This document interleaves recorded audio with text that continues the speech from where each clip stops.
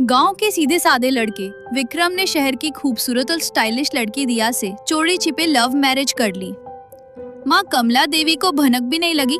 जैसे ही बहू पहली बार घर आई, गांव वालों ने सोचा अब कमला देवी का भाग्य बदल गया। पढ़ी लिखी स्मार्ट बहू मिली है, पर असलियत कुछ और ही थी। विक्रम सरकारी ऑफिस में काम करता था और सुबह 9 बजे निकलकर शाम 7 बजे लौटता था। पहले दिन रिया ने पैर छूने का ढोंग किया, पर जैसे ही विक्रम निकला, रिया का असली रूप सामने आ गया।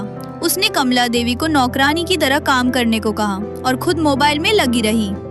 धीरे धीरे ये रोज का सिलसिला बन गया। कमला देवी चुपचाप सहती रही, क्योंकि बेटे की खुशी में ही वो अपनी खुशी मानती थी। लेकिन एक दिन हद तब हो गई जब रिया ने गुस्से में आकर कमला देवी को जोर से धक्का दे दिया। बूढ़ी माँ गिर गई और उनके हाथ में चोट आ गई। पास में पड़ोसन शांता चाची खड़ी थी।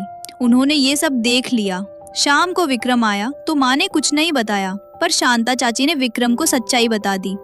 पहले तो विक्रम को विश्वास नहीं हुआ, पर फिर उसने घर में लगे पुराने मोबाइल का कैमरा देखा जो माँ ने चुपके से लगाया था। उसमें सब रिकॉर्ड हो चुका था, रिया का व्यवहार, गाली गलौज और माँ की बेइज्जती।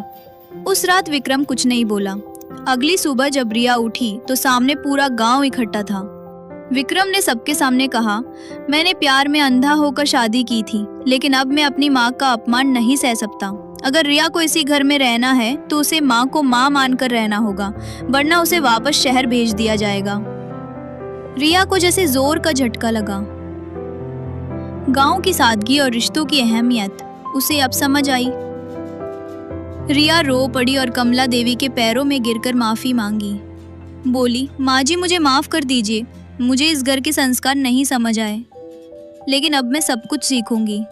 कमला देवी ने उसे गले से लगा लिया। फिर धीरे धीरे रिया ने खुद काम करना शुरू किया। माँ की सेवा की, खेतों में जाना सीखा और गांव की औरतों को सिलाई बुनाई सिखाने लगी। अंत में वो घर जहाँ कल तक कड़वाहट थी, अब हंसी और अपनापन से भर गया।